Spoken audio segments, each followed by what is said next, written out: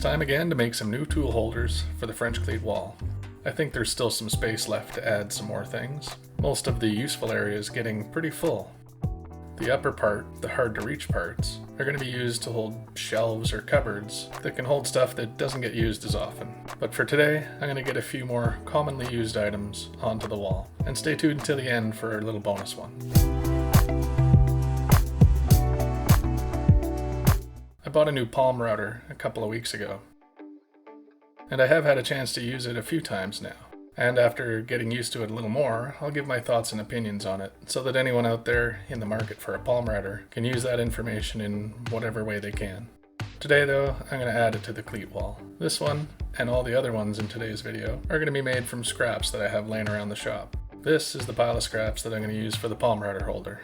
I'm going to start out with this 1/4 inch plywood left over from the drawer bottoms in the cabinets. This will be the bottom of the tool holder, and I'm not using any measurements for this. The tape measure has been put away. With my bottom cut out, I can move over to the drill press and make a big hole in the middle so I can put the router down if there's a bit in it. A new drill press is on my wish list, because this one doesn't have the power to get this large bit through this thin piece of wood. It keeps stopping on me. If anyone has any recommendations on a good drill press, please let me know. I eventually managed to get a hole through the board, and it all seems to line up with the router.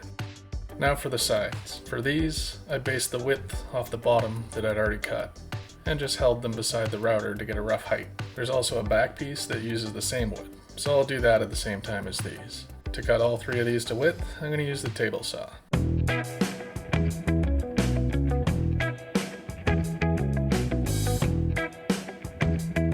Once those are done, I can take the guard off the saw and put the crosscut sled on, so I can cut the sides and the back to the correct height. When I have one side cut, I use it to line up the cut for the second one, and again for the back, since they'll all be the same height.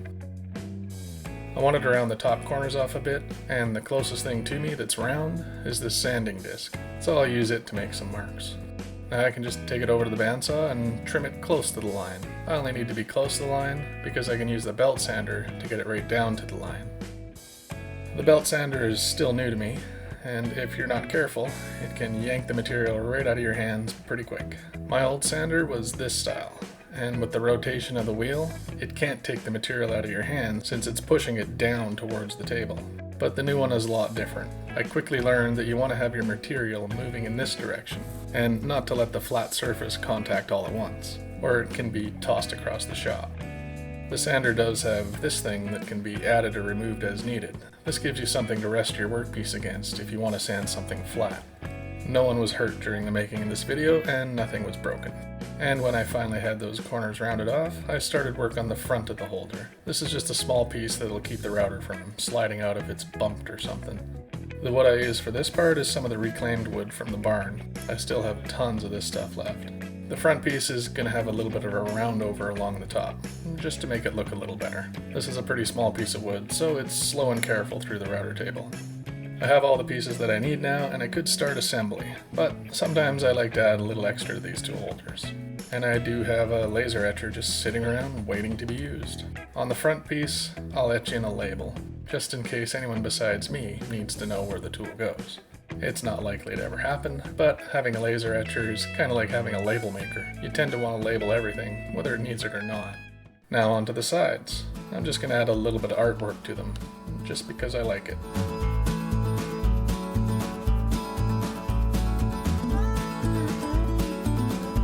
Now we're ready for assembly. For this one, I'm using glue held in place with brad nails.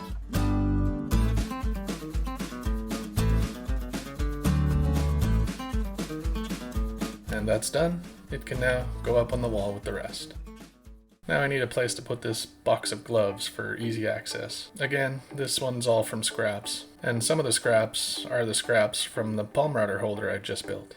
That's like multi-level scraps or scrap inception.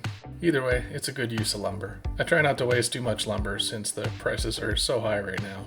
This holder also starts with the bottom piece, and then the 2 sides. All the measurements for these are just from holding the box of gloves up to the lumber and marking roughly where I want to cut. I cut the sides to height, and now I need to cut them to width. So I pull off the crosscut sled and put the fence and guard back in place. On the front of the holder, I'll use a couple of these 1/4-inch plywood strips to keep the box from falling out, so I can cut them to size while the table saw is set up. And now I can put the crosscut sled back on and cut them to length. The crosscut sled is so handy to have, and really easy to add and remove as needed. These front pieces will also have the top edges rounded, and this time nothing went flying.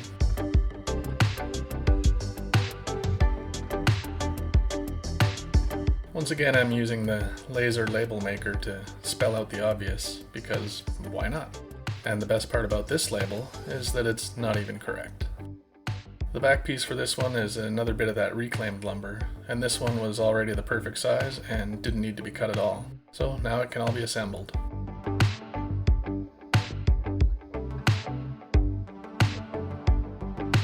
There, that's another one added to the wall. Now I want to do something about these files. I have a bunch of them, and some of them are old and rusty, so they got a bath and some rust remover first.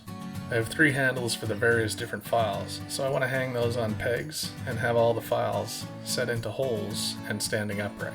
This should only take 2 pieces of scrap and a dowel.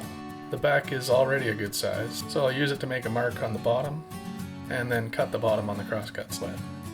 Now for those handles. This is the only size dowel I have, and it fits perfectly on the red handle, but unfortunately the other 2 don't want to fit. So how can I make this dowel lose a little weight? I think maybe the drill and some sandpaper should do the job. Now that gets pretty hot on the fingers, and it's a little too slow, and maybe the sanding board will help. That did work much faster, and now I have a nice taper. So I use the bandsaw to cut my 3 pegs. Now, over to the drill press to make some holes for the pegs, and since each peg is a different size, I'll have to use 3 different drill bits for this task. Then just a little glue in each hole and I can tap the pegs in. The bottom will have all the files in it, so they need holes. So back to the drill press for that. 2 of the holes are smaller, but the other 6 are all the same size. It's only 1 bit change for this part. The assembly is super simple for this one. A little glue along the bottom, and then hold it in place with some brad nails. Then attach a French cleat to the back, and up it goes on the wall with the rest. I have a couple pieces of pegboard liner on the shop, and I thought there might be a way to use some of it on the French cleat wall. So I cut out a little section of the pegboard. Then I cut a few scraps to use as a border to set the pegboard away from the wall a bit, or the pegs won't fit in. Now I can just place that on top and add a few screws to hold it all together. Now just add a cleat onto the back of it. Now I have a little bit of pegboard on the wall and I can move it around to suit my needs. This one is going to hold some of the stumpy screwdrivers, my flush trim saw, and some scissors. The mouse sander is something I use a lot, and it still doesn't have a real home, so every time I use it, I have to go looking for it. Today it's finally getting a place on the wall. All that I need for this one is a back that is already the right size, and a couple of sides that I'll cut from this reclaimed wood. I'll cut the sides to the same size using the stop block on the crosscut sled. And then I want to make a contour that follows the shape of the palm sander.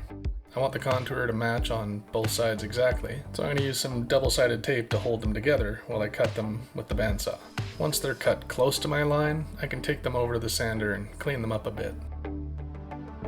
Then I can pull them apart and attach them to the back. I wanted to use a thin piece of wood for the top of this, but nothing was flexible enough to follow the contour I'd cut. I did find this plexiglass that I ordered for another project but never ended up using, so I can cut it to size with the crosscut sled, and then attach it to the sides with some countersunk screws. And that actually worked out pretty well. I can put that up on the wall with the rest, and the mouse sander now has a new home. And I know that I said 5 more tool holders, but I have a little bonus for you. This one is a 3D printed mount for Machinist squares. I cut out a back piece for it and rounded the corners to match the print. Then I just attached it to the back with some screws. Oh, well, I guess I better print another one. Now that it's done, I'm going to put the power tools away and attach this the old-fashioned way so I don't break it again. Now I can add a cleat to the back and put it up on the wall. That's one less thing just sitting around the shop without a home. The crosscut sled was used a lot making these tool holders. Click here to see how I made it.